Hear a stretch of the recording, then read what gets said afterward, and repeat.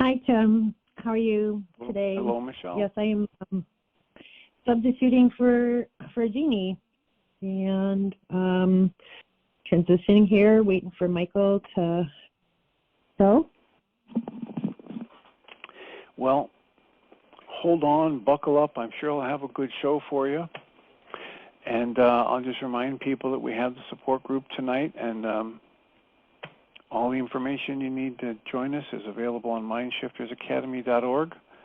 And I hope you have a wonderful show. Okay, thank you, Dr. Tim. Blessings. All right. Well, welcome to the second hour of Mind Shifters Radio. I'm Michele Pischea, and I'm filling in for Jeanie Ryce today. Today, Tuesday, May 14, 2024. Our call-in number is 563-999-3581.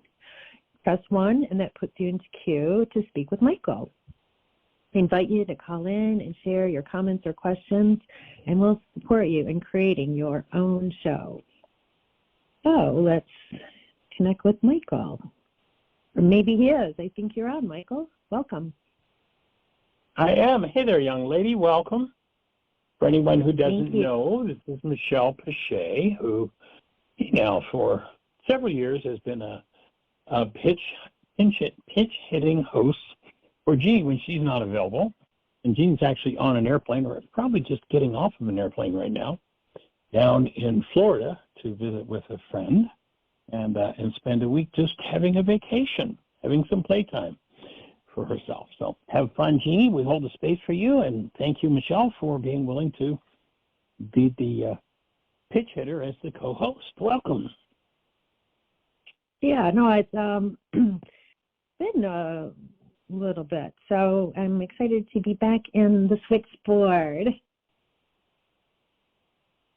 Yeah, it's been a while, so fill us in a little bit on your life, and maybe say a little bit about our event. Jeanie wasn't able to speak about it personally because she wasn't there, but Michele was at the event last weekend. So fill us in a little bit, set the stage for. I know you said that you had conversations with some of the people that were at the live workshops in Florida last week, and that you had set up for them to call in. So set the stage. All right. Well, Michael had set up his first live interactive intensive in Sarasota last weekend. The event started Friday evening with a lecture about why is this happening to me again, kind of a foundational instruction for moving into what was Saturday, an all-day breath session, starting out with some mind shifter journaling exercises and some instruction on breathing and more lectures. In the first group of folks did a 2-hour breath session and processed that. We took an intermission and then came back up for lunch and set it up again, and more breath sessions and more processing, and kind of accumulating on Sunday afternoon with another workshop, Codependence to Interdependence, and I'm going to go back and finish watching the second half of that lecture. But for me, it was, a lot of review. I've been working with this material at least a decade and integrating into my work on a daily basis with my career, helping support people in healing. And then a lot of new stuff too. It's nice that you keep it fresh, Michael, with new ideas and concepts and journal articles that you're reading and keeping abreast of, and keeping the material fresh and applicable. So, and it was, a nice group of people. I always intrigued about the type of person that's drawn to these events and like their interests in developing themselves spiritually, emotionally. And then how quickly the guards are dropped and the intimacy is formed in such a safe space. And it's so in contrast to normal day-to-day city living. And I remember, actually, that's one of the things Alyssa, when I brought her down, do you remember that, Michael? She was just like looking around the room like, what? How do these people like love each other so much, and they're strangers, and it's like that. So I always find that part just fascinating, and kind of picking up new friendships along the way over the last 10 years. So I don't know, the facility and Dr. John was a really nice augment to the process from his perspective, forgiveness work, and the things that he's doing like on the physical level to support the body and healing. And that was just really cool to be part of too. It's not the normal person you just meet on the street. No, John is not the normal person you meet on the street. That's the understatement of the century. John and I have been hanging out for, I don't know, almost 35 years. Way back in his early medical practice, he started doing this work, and so it's been interesting to watch what he's done. Actually, he had a chiropractic office for many, many years as a chiropractor, and I guess it's maybe 3 years ago now that he purchased that building, that center, which is just, phenomenal what he's created there. Pretty sweet space, and really nice to be a part of it. But it interests me when you talk about fresh. What struck you as being new about the work, or fresh about the work, as you said in the workshops for the first time live in quite a while? Right now, I can't think of anything specific. I just recall having the thought at the time, like, oh, this is new information, or this is something I think you maybe had a disclaimer even on one part of it where you said, oh, this is something I recently read and came across. I don't remember right now. And the other thing you understand too is as you grow in the work and deepen your experience, then it's kind of like unlocking new levels where things that were always said are now understood, right? Like there's a difference between hearing it and like experiencing it and then understanding it, like deepening the level of like integrating it. So that part is really cool to just be able to sort of refresh myself on key principles and be able to speak more eloquently about like some of the steps. Yeah, cool. Well, one of the things you remind me of, this was actually several years ago in Indianapolis, Indiana. I was speaking there to a group, and there was a physics professor at the workshop. And after the workshop came up to me, and physics at a university level, and at least in terms of the application a la this work in first century Aramaic, their comment to me was, all of a sudden, everything I've always known about physics, I now understand. And there's a difference between intellectual belief and then understanding how it works within the energy system. And to me, that is one of the sweetest pieces of the work, especially going back to and working with the first century Aramaic words of Yeshua. Stories we've heard and we knew them, but what do they mean? What does that really mean? And then coming to a level of real application in one's own life, everything I always knew I now understand is a very accurate descriptor. Building the brain cells.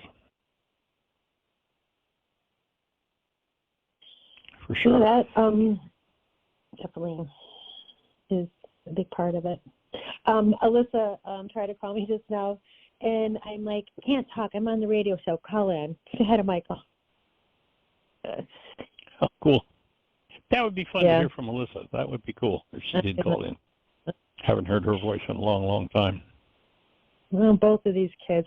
My son is getting ready to move out, but it was earlier this year, and I don't know, some kind of conflict between us about dishes and unloading the dishwasher. And my voice may have been elevated, and he's like, "No, I think you need to do. I think you need to do a worksheet." I'm like it's just, I don't even have to do a worksheet. Just saying that brought me to peace, right? Right. That's how automatic I've become. A knock on the shoulder, eh? Pretty much. Cool. No, but I like that they're, we've talked about this before, is creating people around you to support you, to mirror that feedback when you're off the mark. I know Jeannie's son and daughter-in-law, they did an intensive about 10 years ago and have never really gotten involved in the work. But every once in a while they'll bring someone and say, well, you're going to do some worksheets on this.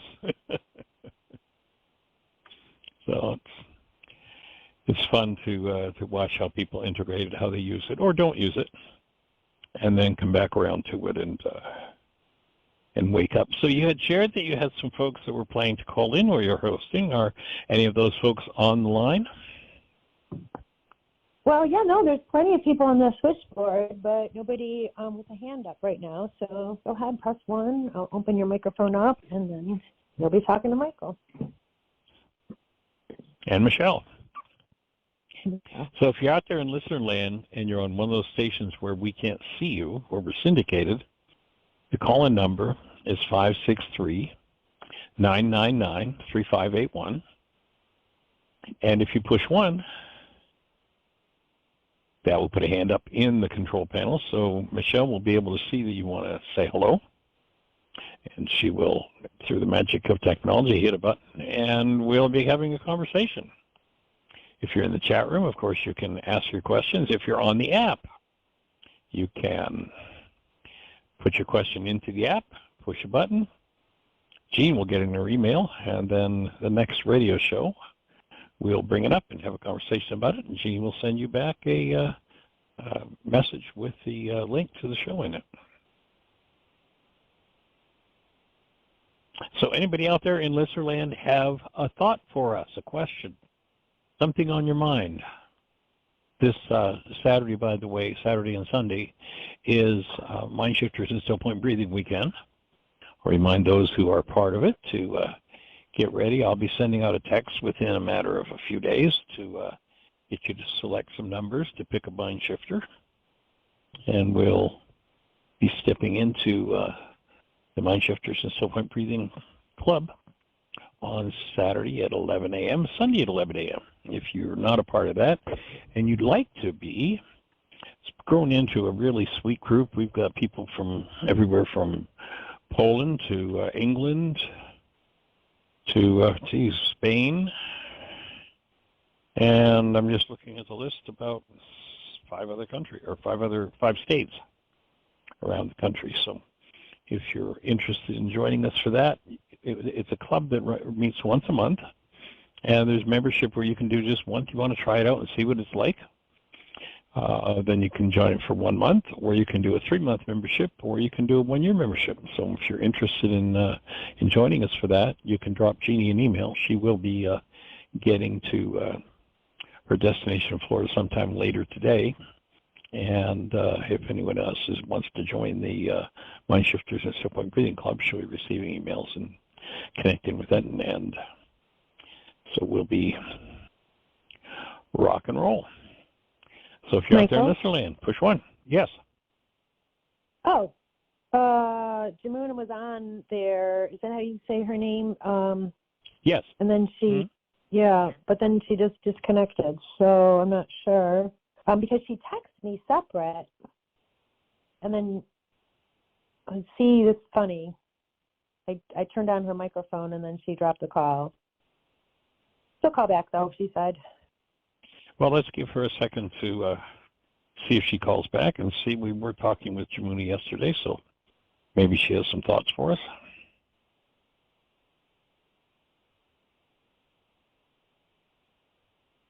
In the meantime... Here she goes.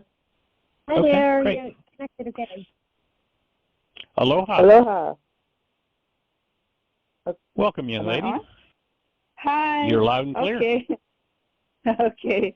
Yeah, I guess I had a question about the worksheet process.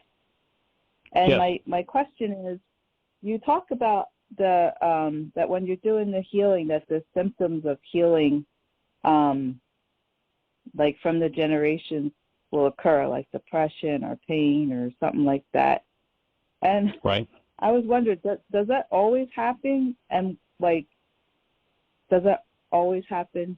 First of all, when we say that, just so that anyone who's new to the show, who might not know quite what we're talking about, is in step 2 of the worksheet, where you're starting into engaging in a forgiveness process, we invite you to acknowledge that there may be a healing process, or in the system of medicine I'm trained in, naturopathy, it's called a healing crisis, that will happen.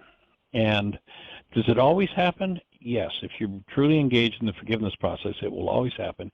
And sometimes it may be so mild as to be not noticeable, so it really, isn't a big deal.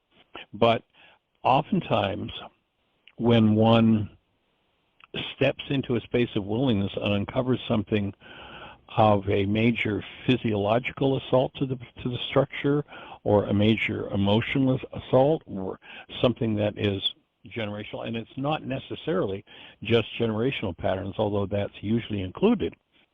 When you think of this body-mind unit as an energy system rather than as a physical device, if we listen to Einstein on such things as matter, we've been all wrong. What we have heretofore called matter is energy whose vibrations have been so lowered as to be perceptible to the senses. There is no matter. Einstein tells us we don't have a body, a la Course in Miracles. The body isn't real. All that a body is a picture in a mind. It's a construct. Let's imagine that we have an airplane sitting on the tarmac, a prop propeller, and the airplane is started and running. And we bring somebody from the jungles, remote jungles somewhere in the world, to the airport. Now, this person has never seen anything more complex than the dugout canoe. They went into the forest, they felled a tree, they hollowed the tree out and put it in the water, and they had their dugout canoe. That's the most complex thing this person has ever seen.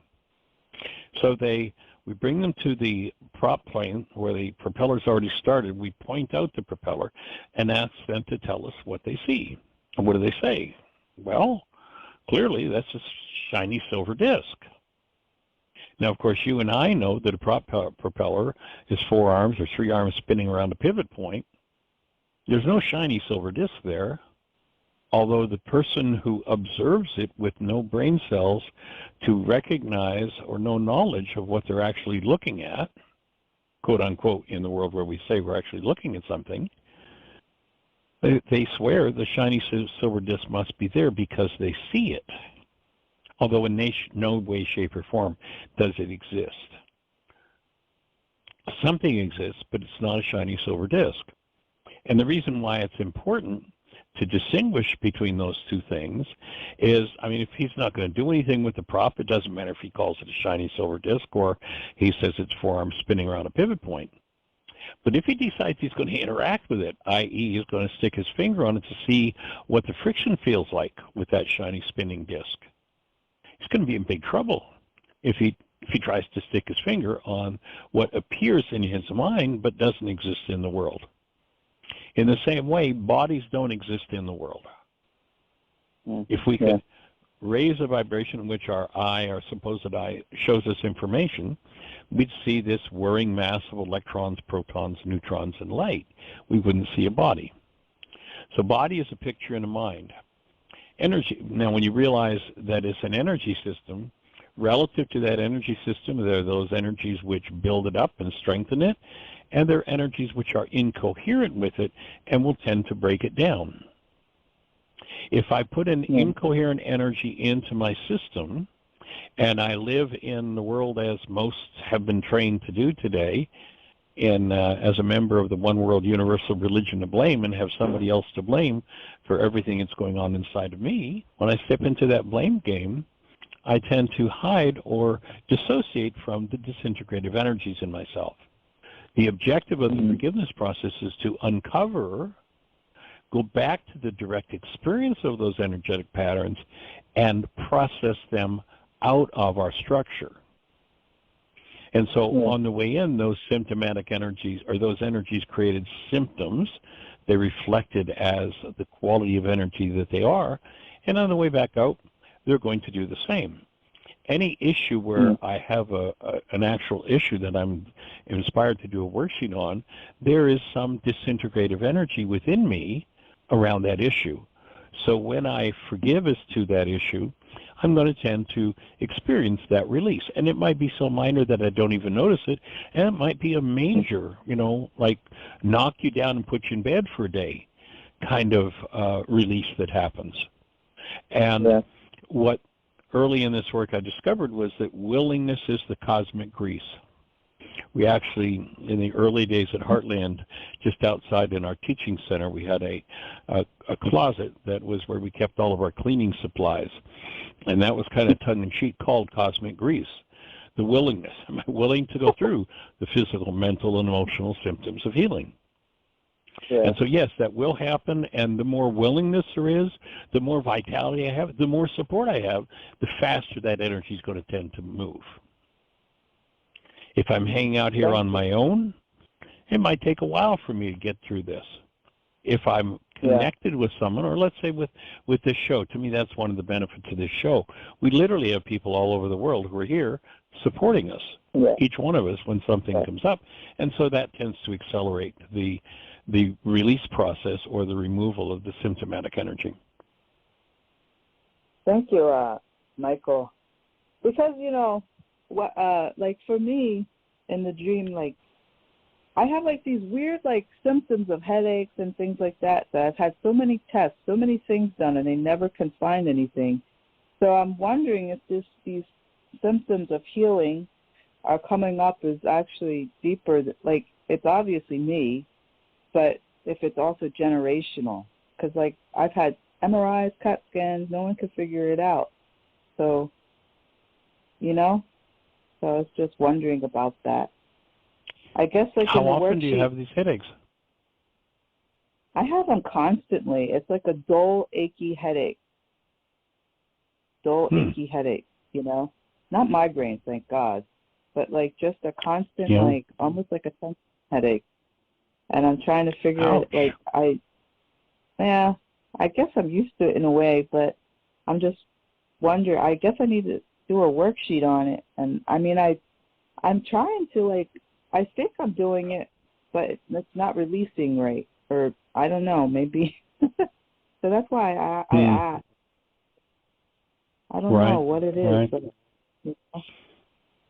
Well, it's interesting. How chronic is it? I'm sorry? I said, how chronic is it? Like, what's your pattern? It's every day. It's pretty much constant. It's like a constant, like from a scale to 1 to 10, the pain is maybe a 3 or a 2. Well, is it environmental, possibly? That's the thing. I don't know, because I've had so many tests done. I've had, I don't understand what you mean by environmental, but you might need to clarify on that. But I don't know. I have been asked that, though. Do you mean environmental, like maybe asthma, some toxicity? Some toxicity in your house from, I don't know, backing up a carpet or new furniture, giving off kind of chemicals? I don't think so. I mean, I don't have a rug. Mold is a very common factor. Are there any moisture problems in your home? Not that I'm aware of, but I mean, I am in an older building, but I don't know. I mean, it could be environmental. How long has that been going on? How long? Gosh, it's been years. Really? Like I would say, yeah. If you're out of that environment, do they change?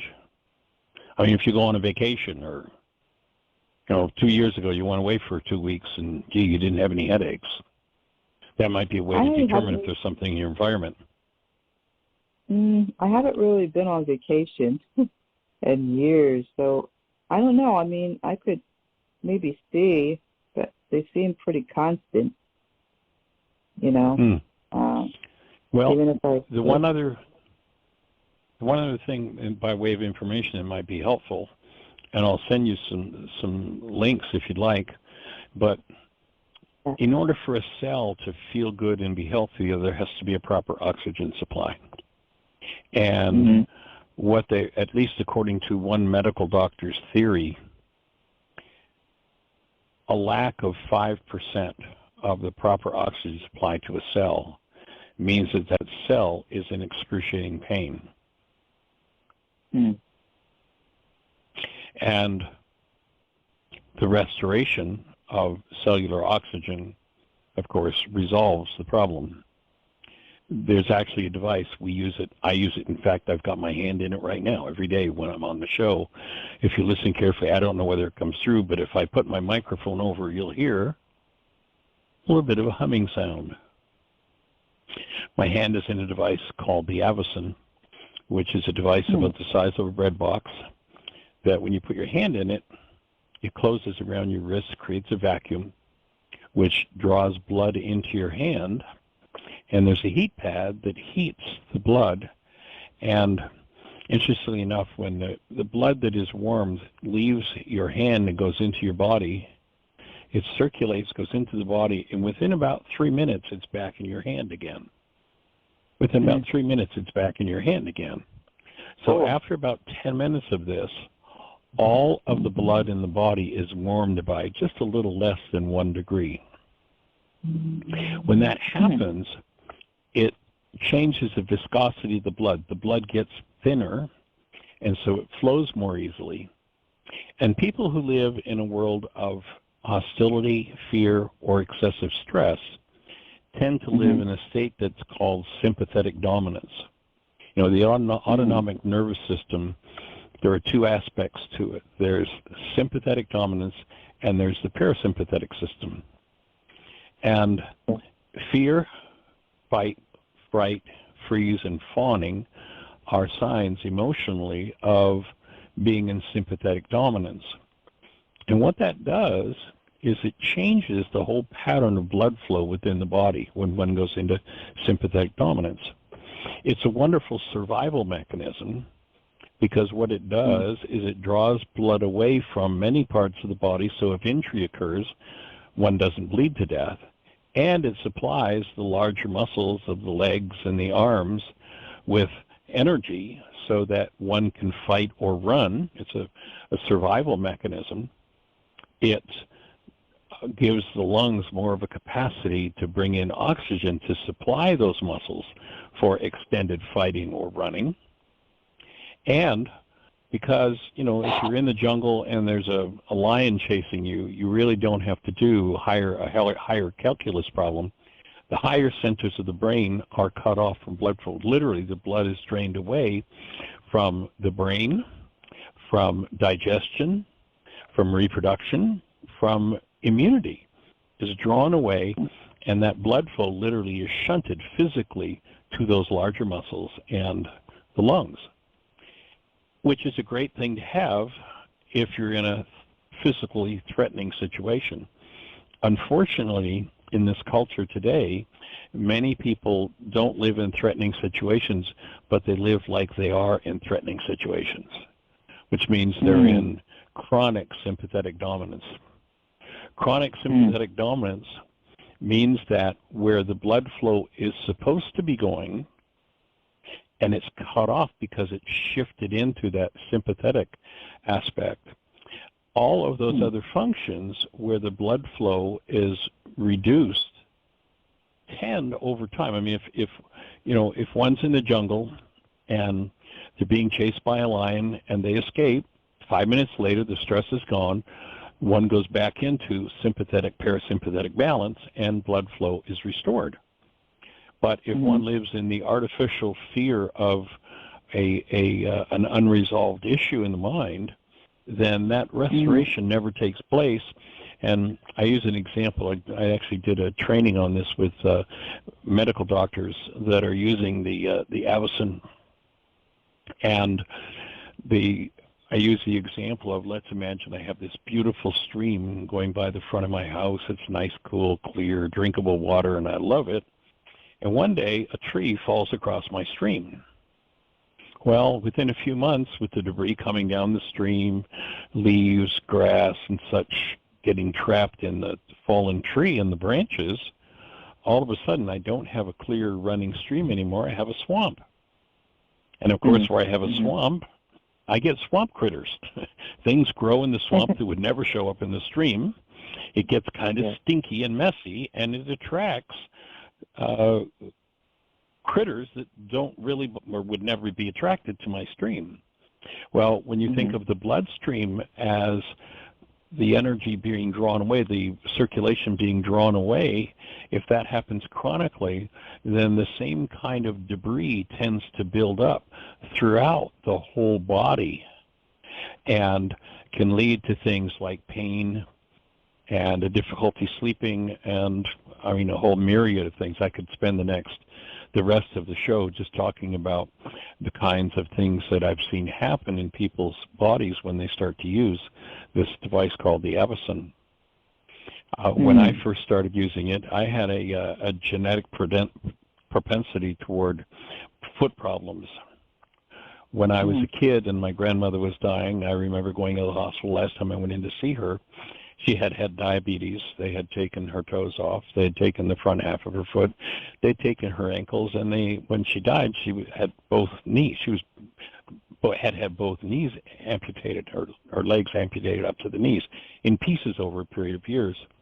And my mother, I can remember as a kid watching her, and her feet were just a mess. They were twisted and gnarled and bunions, and I mean, they were just a mess.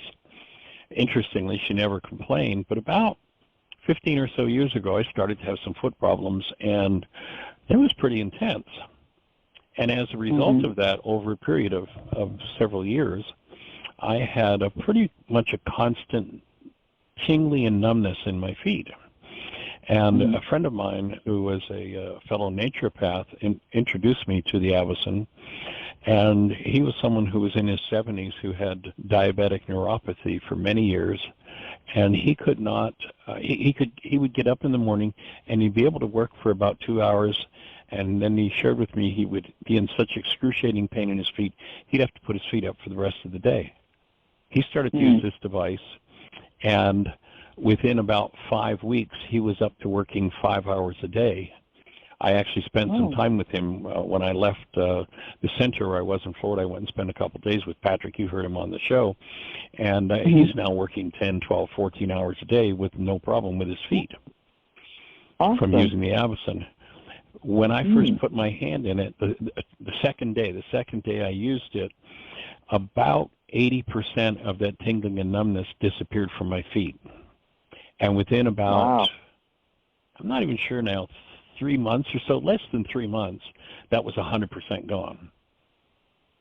And so the difference it makes when when there is chronically congested blood flow that cuts cells off from oxygen, and I don't know, but if they've done everything and they can't find a reason, perhaps that's what's going on with your headaches.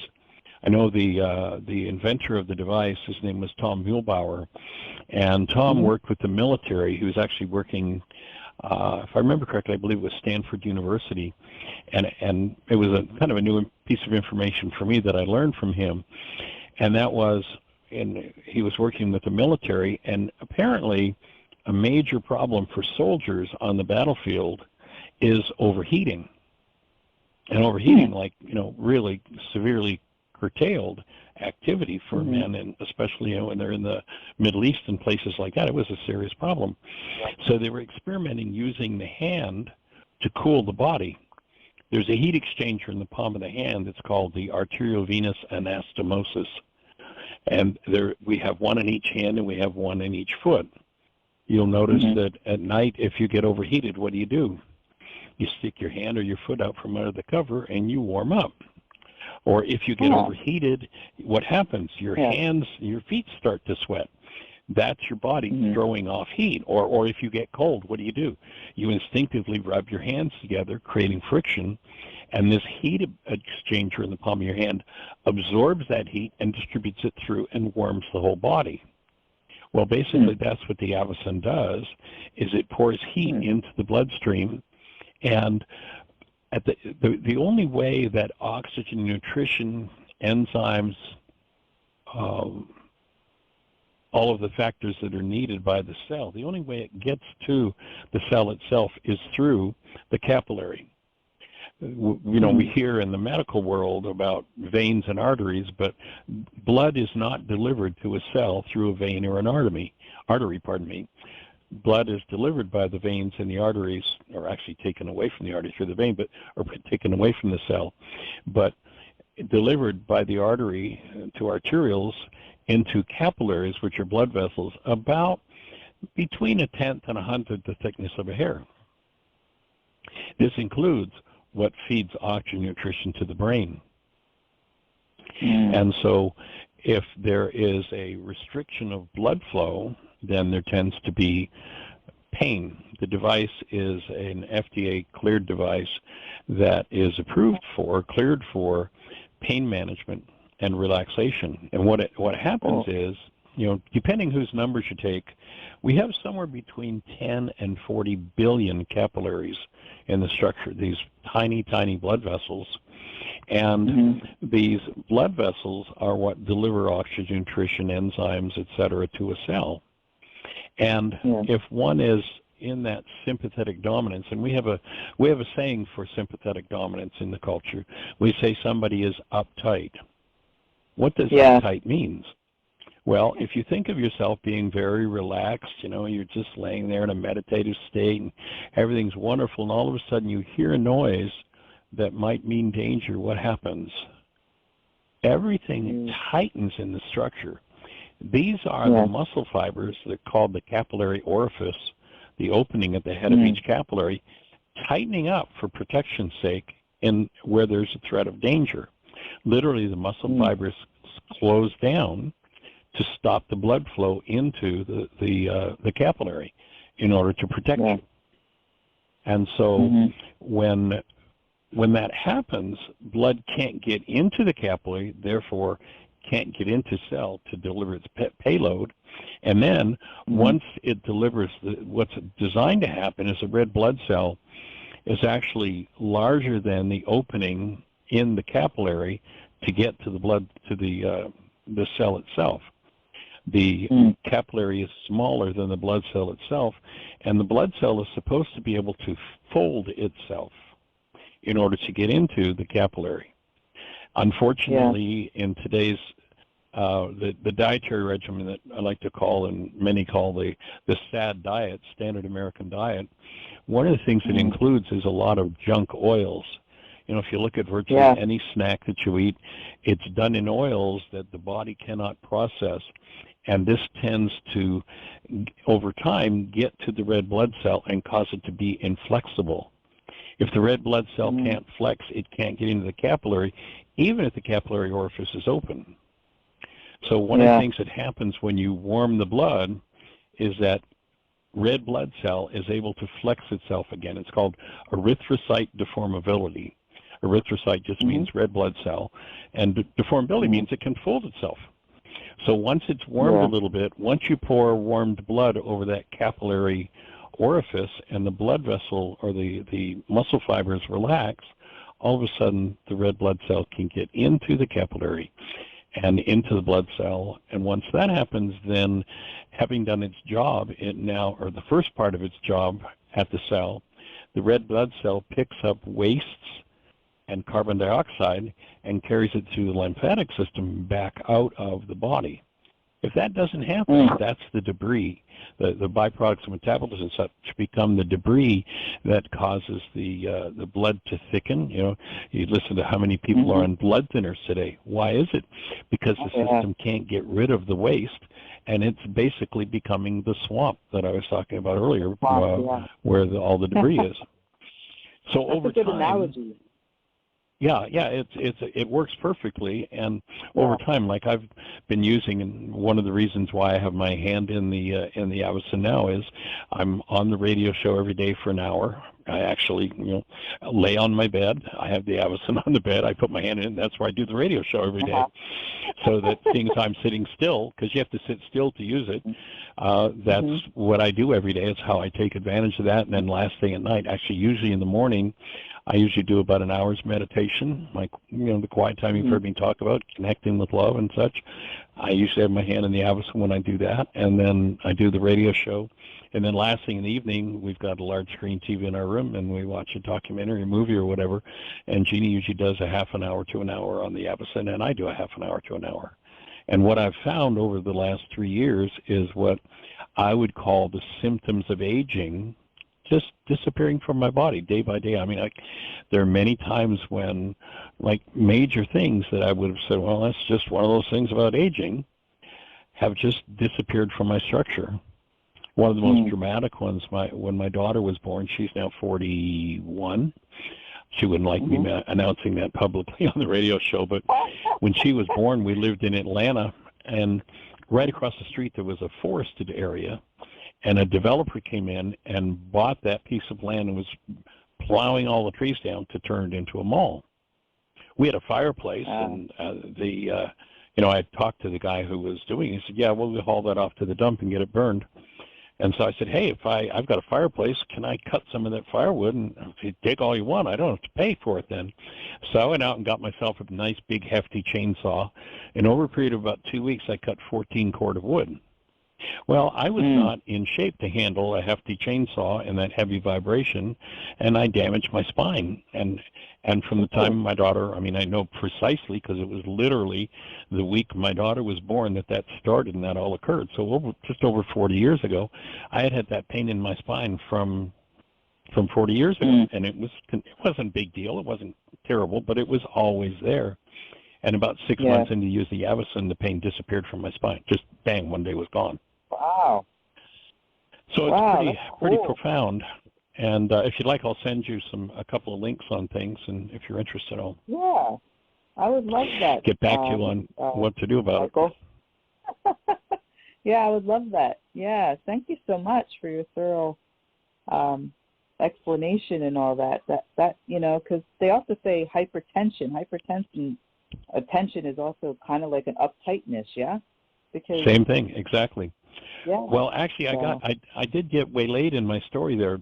So I started to share how Tom Muehlbauer was working with the military, and he had a sister-in-law who had migraine. This is what started the Avicen. He had a sister-in-law that for 20 years had migraine headaches every day. Oh, wow. And her life was just a disaster with migraine headaches.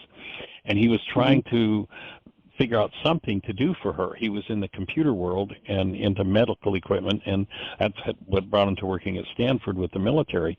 But they were working with cooling through the palm of the hand, and he actually heard about a piece of research that was being done by a medical group in Florida where they had women with thyroid problems, and they were giving them T3 hormones, which is just loaded with side effects, to heat the body to try to handle what was going on with the thyroid. And in reading that research, what he noticed was when they gave them the T3 hormones to heat the body up, women with migraine headaches, their headaches started to disappear. He put two and two together. I'm cooling the body through the palm of the hand. Why can't I heat the body through the palm of the hand? Thus became the invention of the Avicen. Within a period of just a few days of his sister-in-law using the Avicen, her migraine headaches, which had been daily for 20 years, were gone. Wow. Wow. Pretty powerful. Yeah, I would love to have it. You can send me those links, and thank you. I'll send you some after the show today. Yeah, thank you for your explanation. I just felt like bringing it up because I know I'm not the only one. Yeah. Well, we'll hold the space, and if that's perhaps might be resolution, we'll see what we can arrange for you. Yeah. Michelle, you started to say something? Well, I two things. You just were mentioning about hypertension. According to Louise Hay's work, she points that out as a long-standing emotional problem not solved. Yeah. From and the other thing was that we were speaking about the headache tension over on a daily. I wondered if you had ever tried emotional freedom technique or any like tapping strategies to try to move the energy around that. Yes, I do. I actually do a grounding kind of morning routine every day with tapping. But I do know EFT. It's a little bit different. But I might need to do it specifically on the headaches. I don't know. So sounds like a good idea. Good thought, Michelle. Yeah.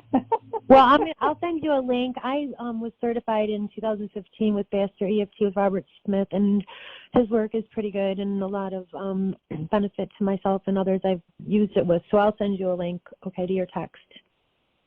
Yeah, okay. For a Thank little video, you know, he has a little 10-minute video just to get a basic idea, and you could start, you know, applying it immediately. Cool. Yeah. Michele, I'd appreciate if you'd send me that link, too. I'm familiar with it through the gentleman that Dr. Tim works with, but not through the woman you're talking about, so I'd love to see what she's doing. Well, no, Yeah. actually, it is the same person from back then, Robert Smith. He's in Oklahoma. Tim used to talk about him on the show a bit. Yes. So, yeah, but for sure, you'll remember the face and his southern accent. Okay. Oh, I thought you'd mentioned a female name that you had studied it with. I misheard. No. Okay. Okay. Cool. So, Yeah. Well, anything else on your mind for today, Jamuna? And I'm not sure if there's a lag every time I talk, but no, I mean, I was just saying, I think it's just the same guy I heard of before, but yeah, I could try that technique. I do like this kind of, it's meridian thing. It's like a Chinese thing. It might be similar every day, but yeah, just thank you for your insights, and hopefully it also helps someone else. I'm looking forward to this thing. Yeah, and I certainly hold the space that you can free yourself of this. That's got to be just a drag to have to face that every day. Yeah. Well, the capacity's in me, so that's a good thing. Yes. Yes. All right. Nice. Thank you guys so much. All right. Blessings. Delight and honor. Thank you. Aloha. Bye.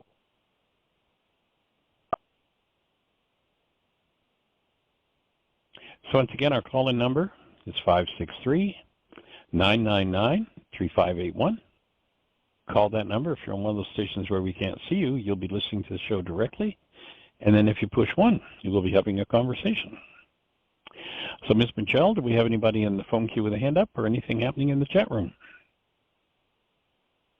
No, not right now. We've got plenty of time to receive another phone call and talk about whatever you feel like talking about. Yay. Otherwise, we've been working with the Enlightenment book, although it's been interesting the last few weeks. It seems like just about every show has been filled up with process work, so we haven't spoken nearly as much about the Enlightenment book as we did at the beginning of doing that. And I don't know if you know this, Michele, but I'm not even sure how many days now, something probably in the range of... Excuse me, Michael, if it's okay to interrupt you, we've got a hand up. It's area code 336. Oh, well, let's go for it. You can interrupt me anytime for that. 336, give us a name. Where are you calling from? Say hello. Hello. Welcome. You guys, hey, Michael, it's Terry. Terry, hey, it's good to hear your voice. How are you, sir? I figured, hey, I could catch him on the show. Good to we've been playing telephone tag for too long, haven't we? Yeah, and then I was like, oh, okay. And if I'm not careful, the hour whizzes by, working and all. But I thought I'd jump in and make a comment about our Still Point session coming up this weekend, I believe. Is that correct? It is, yes, sir. 11 o'clock Saturday and Sunday. That sounds nice. So if anyone out there is thinking about it, it's really a powerful way to connect and to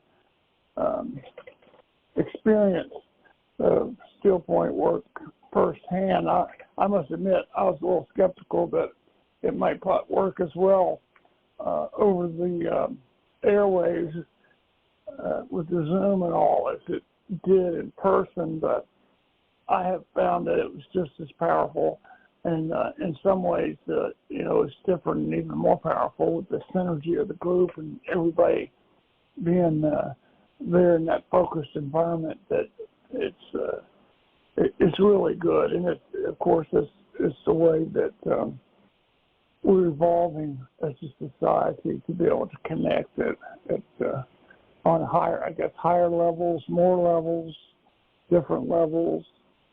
So I offer that it was very beneficial. It is very beneficial, and I'm looking forward to this weekend. I've got to pick some numbers and get this thing rolling. Yes, I'll be putting those out, the texts out to everybody in a day or two. And, you know, it's interesting you bring that up, Terry, because when we first were going to do our first Zoom intensive, you know, after COVID happened and we stopped doing intensives, we started working with Zoom, and I just wasn't sure how the still point breathing process was going to go in person, or even the intensive process. And as it turned out, the still point worked just as well, as you say, as doing it in person. And the intensive itself, the feedback I got from people was, you know, when I come to Heartland, I love it. Although I have to take time off of work, I have to travel. I can do an online intensive and not have to take time off work, not have to travel. And the other thing that people shared was that in the intensive, when they're at Heartland, you know, everybody's sitting there facing the board. I'm up front presenting or whatever, so they're really not seeing each other. But during the intensive, everybody's face is there and everybody's connected through the whole process, which several people said they felt was more powerful than doing it in person. So it's kind of interesting to see how this newer technology is fitting into the whole process. Pretty cool. Definitely. And so you're ready to breathe. I'm ready. I'm ready to stir a little stuff up and then jump in there and breathe. So I'm excited. I already know what my numbers are. So well, if you already know what your numbers are, Terry, they won't go away. Yeah. They're really on you, are they? Okay. Well, if you've got your numbers ready, why don't you go ahead and give them to me? I'll give you your mind shifter. 113. 113. Okay, you're going right back to the primal stuff, section 1. Mm-hmm. So let me just open this. It's from the section on healing into aliveness. And number 13 is, you got your pen ready? I do. Being addicted to blank heals me of that addiction and strengthens the expression of love that I am. Being addicted to blank heals me of that addiction and strengthens the expression of love that I am. Are you breathing? I am. I'm writing. Good. All right. All right. Being addicted to blank heals me of that addiction and strengthens the expression of love that I am. That's it, sir.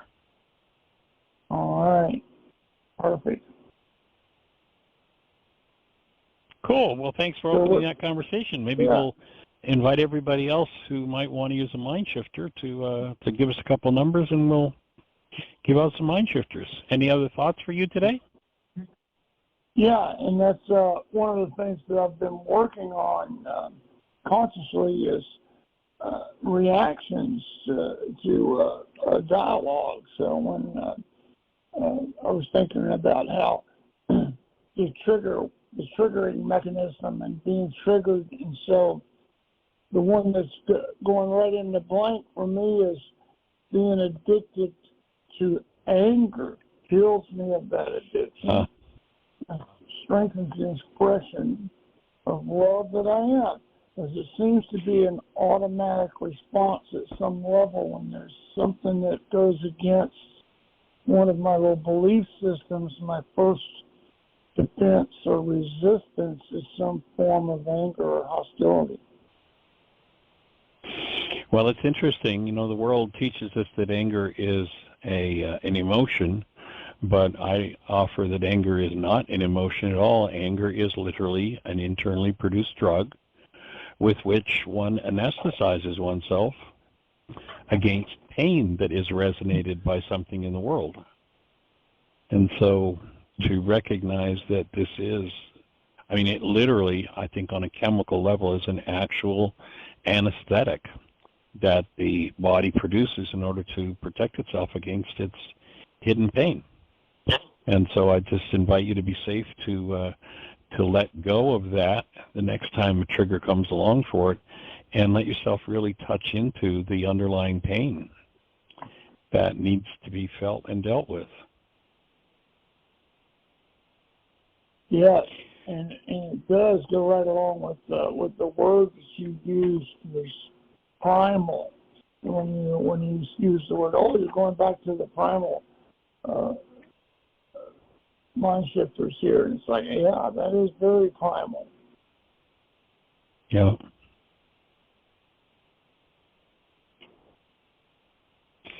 Well, it's interesting. One of the things I've been talking about recently, I just reached, for me personally, a new level. Actually, what I think is, for me, has been a completion level. And there might be other layers of it to come up, I don't know, but in relationship to my dad. And you just triggered the memory of a piece of work that I did probably about 2 years ago now, where anger had been coming up in a certain situation repeatedly. And I can remember I was actually in my yard working in the garden, and I was doing a worksheet in my mind as I was walking toward the house, and I got to the deck just about the time that I canceled the goal that was involved there, and I had, my mind had some justified anger about something that somebody had said. It was kind of a repeating pattern. But just about the time I got to the deck at the front of my house, as I was canceling the goal, there was a chair on the deck, and I just sat down on the chair and took a couple of deep breaths, and all of a sudden had this full-blown memory surface of an interaction with my dad where he was enraged, and how that rage, I guess more accurately, not how, but what that rage resonated in me in the way of exactly the same pain that I was experiencing in this interaction in the world was what I experienced in relationship with my dad, and that was like a big opening for me. It was a big shift point for me to touch into.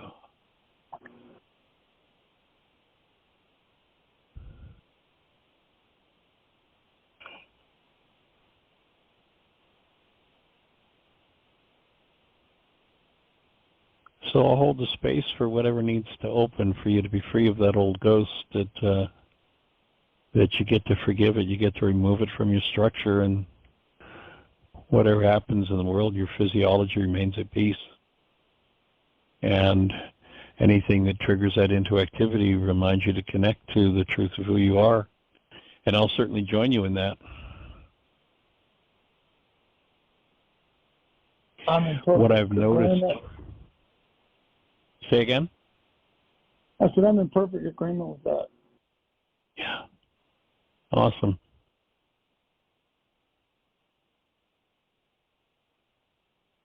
What I've noticed for me, and I hadn't really thought about it until you brought this up in this whole conversation, but that circumstance around which I was doing that worksheet, I was actually working in the garden. I had interacted with somebody on the phone, and I did that worksheet in my head, and that's where I came up, sat on the deck, and just had that full-blown memory come up. That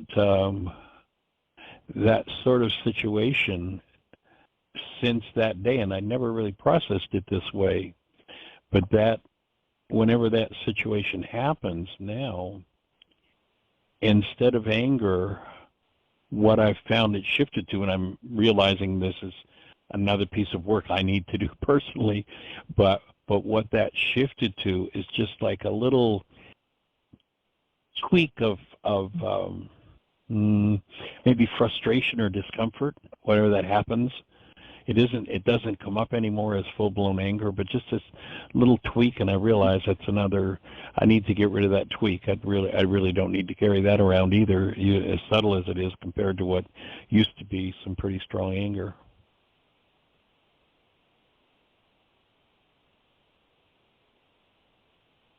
So I'll hold the space for whatever needs to open for you to open, so that you can free yourself of any kind of tweak or any kind of hostility that maybe is a generational pattern, or maybe just something you acquired in this experience of interacting in the world.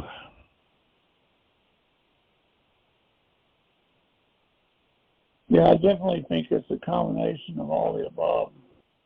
It's one of the reasons that it's so persistent, and at the same time, I have a commitment to being able to walk in the world no matter what, and maintain that conscious, connected presence.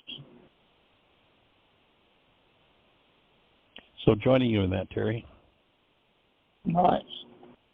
Absolutely joining you in that. And I invite everybody that's listening to consider if that's maybe an appropriate, there's a nice little piece for the whole community that the whole community might want to join in, is walking in the world as the presence of love and freeing ourselves individually and collectively from any form of past hostility or fear. Yeah. That would give a whole new definition to walking as a blessing in the world. So joining you in being that. Thank you, my friend. All right. I'll look forward to seeing you on Saturday morning. And everybody, thanks for joining us. Create the best year yet of your eternal life. Michele, thank you for being here. And we'll see you tomorrow. Michele will be with us tomorrow.